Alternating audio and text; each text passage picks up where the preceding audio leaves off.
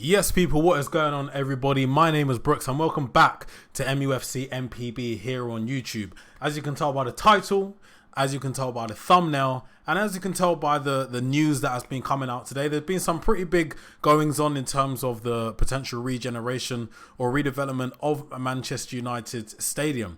However, some of you might be happy with this, some of you might not be so happy with this. But it's reported by Henry Winter today and also shared by MPB himself. Sir Jim Ratcliffe plans to build a new Old Trafford. Now, for me, this means... I'm hoping it doesn't mean that Manchester United Stadium gets knocked down and rebuilt. I'm hoping it means that there's going to be a lot of regeneration and redevelopment around Old Trafford. You can tell by the picture here. I believe that's the East Stand. Behind the East Stand is a train track, and there's been, over the past couple of years or however long we've been speaking about Manchester United improving their stadium, that's always been a big stumbling block because, of course, you can't just not take out a train track because that's a train track. It's not owned by Manchester United, so they can't just get rid of it. So there was a lot of trouble surrounding that, but I'm hoping when everything does get officially confirmed, yes, we are knocking down United Stadium, or yes, we are going to basically do what Real Madrid did, close a part of the stadium for a few years whilst they build on top of what's already there. That's what I'm hoping gets done. And of course, there will be a lot of behind the scenes stuff. Oh yeah, what can we do with the East Stand? Can we build over the train tracks, etc., etc.? But there has been some development. There has been some. I guess, sort of official news. Sir Jim Ratcliffe does plan to build a new Old Trafford. I'm a fan of this. Look, Manchester United Stadium has always been Manchester United Stadium. I think I might be wrong. 1909. I want to say 1909 was when it was built, but I'm not 100% sure just yet. But obviously, this wasn't the stadium that we had when it was built. It has been generated over time. And I'm really, really hoping that it just carries on being like that. Because Old Trafford is such a pivotal part of Manchester United's history, a part of their identity. And it's not just Manchester United, it's the general area of Greater Manchester. There have been a couple of quotes from Gary Neville, and I'm going to paraphrase a little bit. Old Trafford is a big part of the area, and he wants it to be something that Manchester residents or people from Manchester can look up to and, oh yeah, this is a great part of Manchester. They want to feel great pride in it, and I want to feel great pride in it. I'm not from Manchester. I don't live in Manchester. I'm from London, obviously, as you can tell by my voice, and I live in Liverpool. But going to Old Trafford has always been special to me. I remember the first time I went, and I remember the last time I went. When you're going there, when you're walking down the roads, when you're walking up to the stadium, it's just this Goliath, massive, something that you look at. You want to take a picture of it, especially at night. I don't want that to go. I want it to just be improved, and I want, an extra, 10,000, 15,000 seats in the stadium, which is something I think Manchester United can easily do. Old Trafford is already, I think, the biggest club stadium in England, and we have to expand on that. Other teams are doing what they need to do. Obviously, Tottenham just got their new stadium. Not any time in the next 5 months, but other teams will definitely be looking to upgrade on what they already have. And Manchester United, we need to stay a step ahead.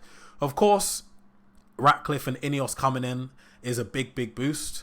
What they're doing now compared to what we thought they'd be doing when the Qataris were also involved in whoever's going to take over Manchester United is night and day.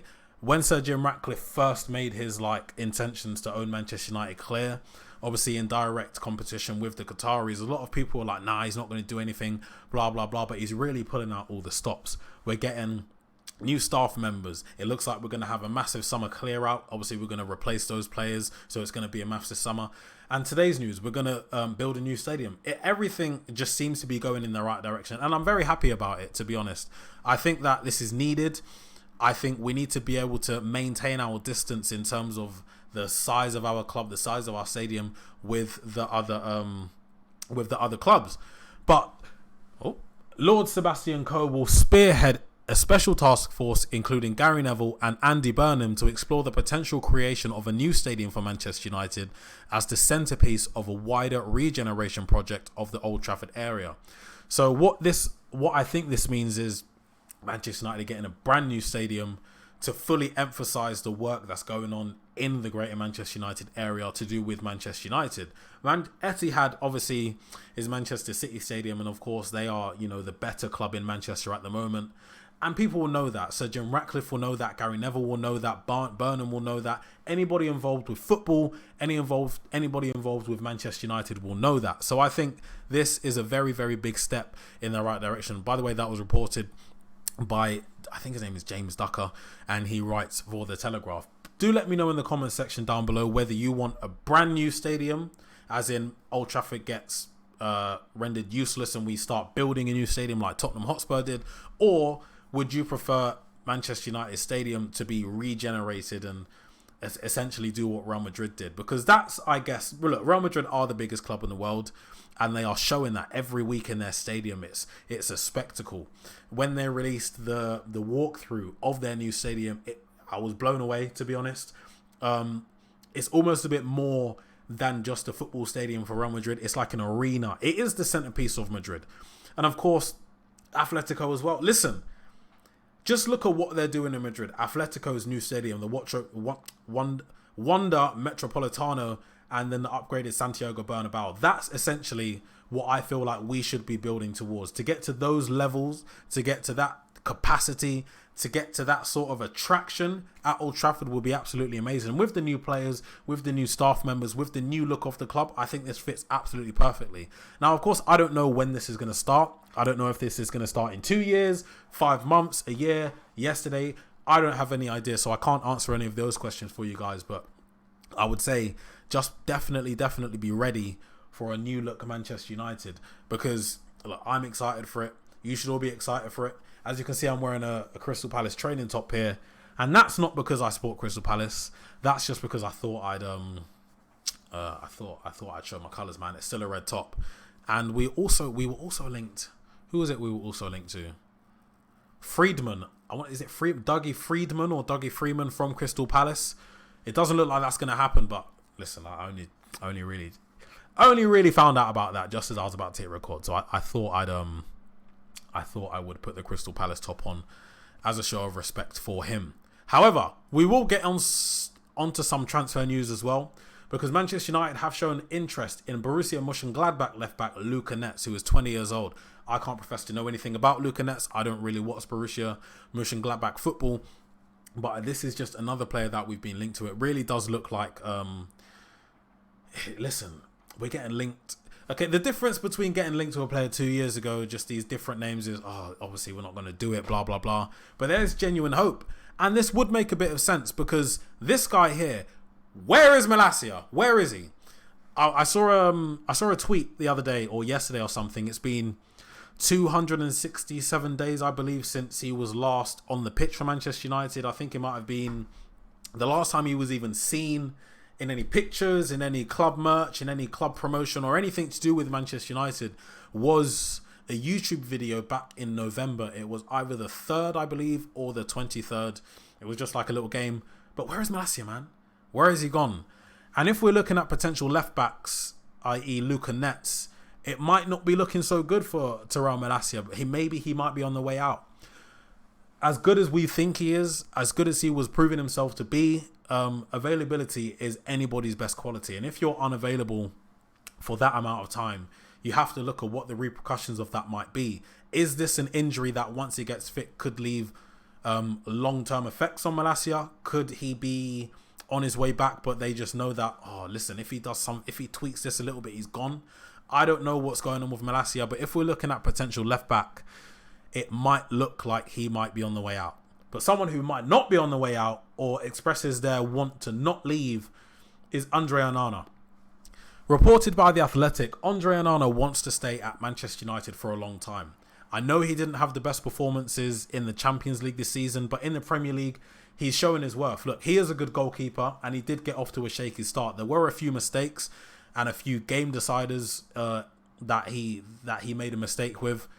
But stuff happens, man. Everybody makes mistakes. It's just obviously going to get highlighted more, and I guess be more of an issue if you're the goalkeeper, i.e. the last man of defence, the guy that's meant to stop the ball going in the back of the net.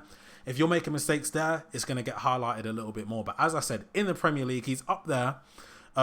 He's up there in competition to win the Golden Glove.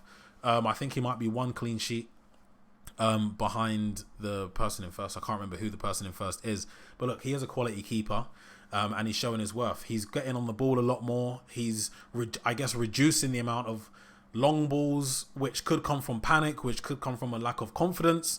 In terms of Anana's game is playing out. Anana's game is keeping the ball at his feet, starting attacks, breaking lines, as in breaking the first two lines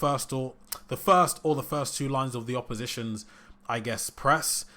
He's a very good keeper. We've seen what he can do at Inter Milan. We've seen what he can do under Ten Hag at Ajax as well. Let's not forget, I believe he was in the Champions League final, and he had a man of the match performance in the game. We know what qualities he possesses, and we know what deficiencies he also possesses. He's good at claiming crosses. He might not be as good a shot stopper as David De Gea, but that doesn't mean he's not a good shot stopper. He's a confident guy. He's a very confident guy, and he has a lot of self-belief, and we're really seeing that come through now, and I'm happy for him. I want Anana to stay because realistically, I say this about a few of our players, including Rashford, Bruno Fernandes, and I might put Anana into that bracket. But if you were to get rid of him, who can you bring in that equals what he does and then gives you more? Because of course that is the point of getting someone out and directly replacing them. Am I right? Same with Bruno. Not many out there that we could get that could do what he does and give us more. Same with Rashford. Do what he does and give us more. I think Anana is one of the players that you build the team around. In terms of goalkeeper, I think he's 27. In terms of goalkeepers, that's not that old. If he was maybe a left winger, you might have a different opinion of him. But as a goalkeeper, Manchester United could get a good 5 to 8 years out of him at the highest level. So I'm here for it. I'm a fan of Anana. I want him to stay. Obviously, I had my doubts when he was making mistake after mistake, but I guess at the back of my mind, I could tell, look, man, he just needs to get into the groove. He needs to get into it, and that's exactly what he has done. But let me know in the comment section down below as well if you do want Andre Anana to stay at Manchester United, or would you be looking to replace him? But I'm going to end on a high. For all of you FIFA fans or EAFC fans, Rasmus Haaland has won February Player of the Month for Premier League. Stellar performances. I believe he got 6 goals or 5 goals and an assist in 5 games or something like that. I think it was fully deserved. And of course, if you like FIFA, the SBC is already there. I'm going to do it. Take him into your champs team and have a lot of fun with him at the spearhead of your attack. But this is his card. I don't know if you guys can see it properly.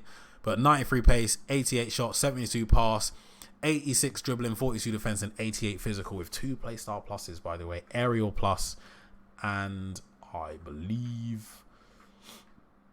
what was the other one? Can't remember what the other one was, but listen, good card on game. I've come up against him already. Get him into your teams if you like Haaland and if you support Manchester United. But just a bit of light-hearted stuff to end the episode. I've been Anton Brooks. Remember, if you haven't already, make sure you go and follow MUFC MPB over on X, as well as myself, Anil and Aaron. All of our links will be in the description down below. If you want to keep up to date with everything Manchester United news, gossip, team news, anything to do with the club, make sure you do follow MUFC MPB for news instantly. It's going to keep you up to date with absolutely everything. Make sure you hit that like button as well. Make sure you subscribe. Keep this community growing. The response on the videos, by the way, has been absolutely tremendous. The views are absolutely amazing. So all I can say is thank you for that. Thank you for tuning in, by the way, to watch me speak, to watch Aaron and Anil speak. It's absolutely amazing. I'm loving it here, and I hope you guys are too. But I will see you guys on Monday for my next episode. Hope you guys have a good weekend. Manchester United do have the early kickoff tomorrow against Everton, and I hope we win. I really hope we win, because we do need to get Champions League next season with Ineos at the helm. Would be absolutely amazing. I think that's something we need to do. But I will see you guys on Monday. Thank you for watching, and goodbye.